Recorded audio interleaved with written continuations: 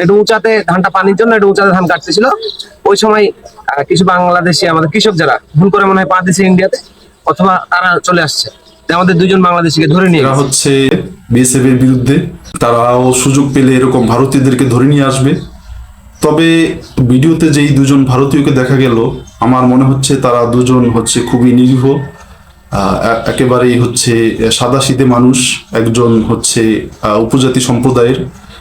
তো তাদের দুজনকে হচ্ছে বাংলাদেশিরা আবার বাংলাদেশের বিজেপি সদস্যদের কাছে হস্তান্তর করেছে। আমি ধন্যবাদ জানাই সে সকল বাংলাদেশিদেরকে যারা ধরে নিয়ে আসছে বিএসএফ এর আগ্রাসনের বিরুদ্ধে প্রতিবাদ জানানোর জন্য দুজন ভারতীয়কে। তাদেরকে আমি সাধুবাদ জানাই।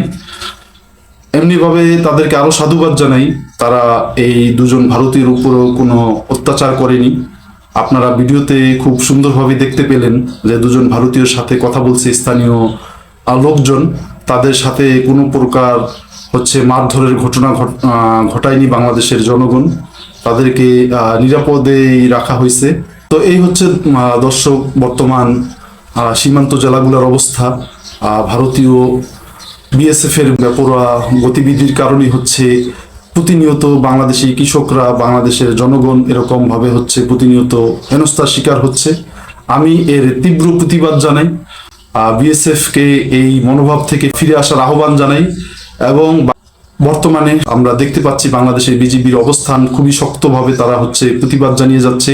তারপরেও বিএসএফ কোনো প্রকারেই তারা নিজেদের ভুল সংশোধন করে নিচ্ছে না। তারা তাদের বেপরোয়া মনোভাব থেকে বেরিয়ে আসছে না। আমি এর হচ্ছে তীব্র নিন্দা জানাই। ভারত সরকার, মোদী সরকারের তীব্র নিন্দা জানাই। তারা তাদের বিএসএফ সদস্যদের কেন হচ্ছে কন্ট্রোল করতে পারছে না, তাদের বেপরোয়া মনোভাব থেকে তারা বেরিয়ে আসতে পারছে না। অবিলম্বে ওই দুই বাংলাদেশিকে যেন ভারতীয় বিএসএফ যাতে ফেরত দিয়ে দেয়, এবং ভারতের যে দুজন নাগরিক আটক আছে বর্তমানে, তারাও হচ্ছে সঠিক প্রক্রিয়াতে ফেরত নেবে, আমি এই আশা ব্যক্ত করছি। তো দর্শক, এই ভিডিও দেখে আপনাদের প্রতিক্রিয়া অবশ্যই জানাবেন। আপনারা কিভাবে দেখছেন বিএসএফ এর এই মনোভাবকে, বিএসএফ এর এই বেপরোয়া গতিকে? মূল্যবান মতামত হচ্ছে কমেন্ট বক্সে জানিয়ে দিবেন। এবং আমার চ্যানেলে যদি আপনারা নতুন হয়ে থাকেন, অবশ্যই চ্যানেলটি সাবস্ক্রাইব করে আমার পাশে থাকবেন। সবাই ভালো থাকবেন। আসসালামু আলাইকুম ওয়া রাহমাতুল্লাহ।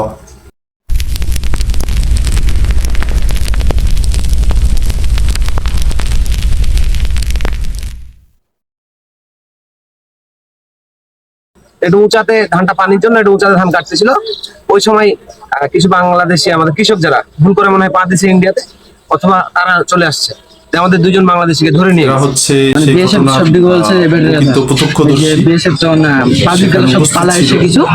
আর ওই দুটো তখন মানে ওটা আটকে চোখের সামনে আটকে যাওয়ার আগে ধরে নিয়েছে, আর একটা জন পালাইতে আসছে, ওকে মারে ফেলে খালে থেকে ফের ওকে উঠে অস্ত্র শস্ত্র নিয়ে হামলা করে।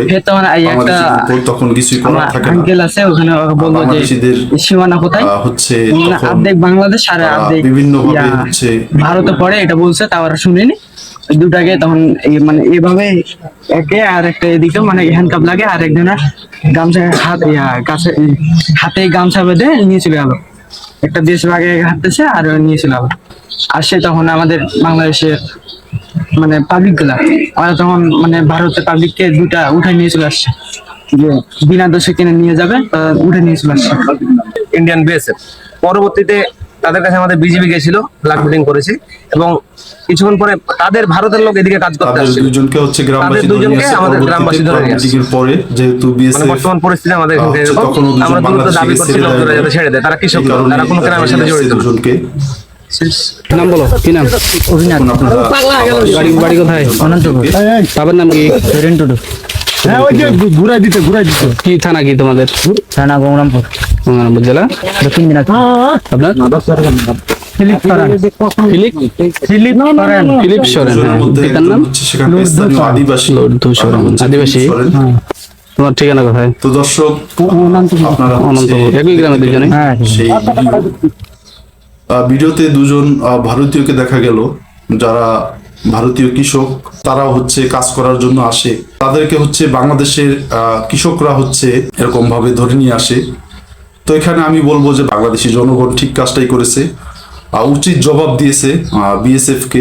কারণ বিএসএফ যদি এই বেপরোয়া মনোভাব যদি তারা পরিবর্তন না করে, এরকম ভাবে প্রতিনিয়ত যদি বাংলাদেশের নিরীহ জনগণকে যদি একের পর এক হামলা করেই যায়, বাংলাদেশিদেরকে ধরে নেওয়া অব্যাহত রাখে, তো এর পরিপ্রেক্ষিতে হচ্ছে বাংলাদেশের জনগণ রুখে দাঁড়াবে বিএসএফ এর বিরুদ্ধে।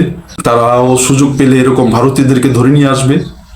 তবে ভিডিওতে যেই দুজন ভারতীয়কে দেখা গেল, আমার মনে হচ্ছে তারা দুজন হচ্ছে খুবই নিরীহ, একেবারেই হচ্ছে সাদাসিধে মানুষ, একজন হচ্ছে উপজাতি সম্প্রদায়ের।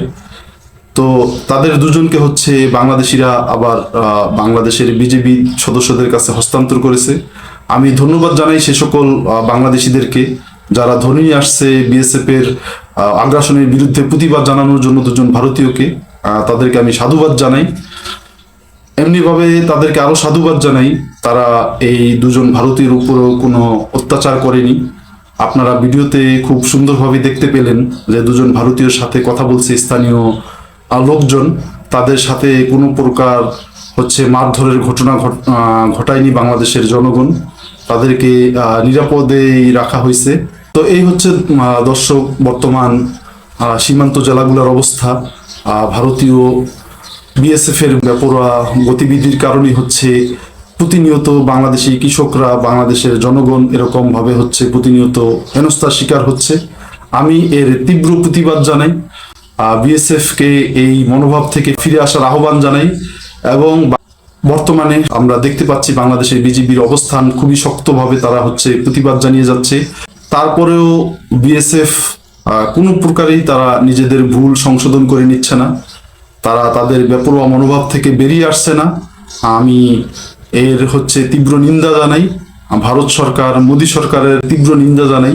তারা তাদের বিএসএফ সদস্যদের কেন হচ্ছে কন্ট্রোল করতে পারছে না, তাদের বেপরোয়া মনোভাব থেকে তারা বেরিয়ে আসতে পারছে না।